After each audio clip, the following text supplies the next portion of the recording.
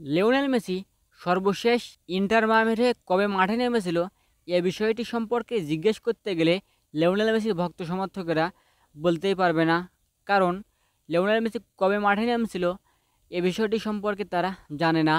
এবং সর্বশেষ Lionel Messi আর্জেন্টিনার হয়ে ম্যাচ খেলার পর আর কিন্তু মাঠে নামেনি ইন্টার মায়ামির হয়ে।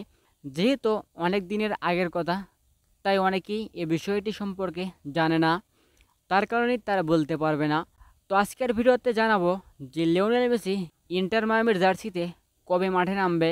আসলে এই মুহূর্তে ইন্টার মায়ামির পরবর্তী ম্যাচটি দেখা যাচ্ছে 19শে জানুয়ারি। 19শে জানুয়ারি ইন্টার মায়ামি একটি ফ্রেন্ডলি ম্যাচ খেলবে।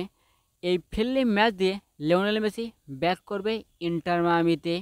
এই ম্যাচটি হতে যাচ্ছে 2025 সালের প্রথম ম্যাচ।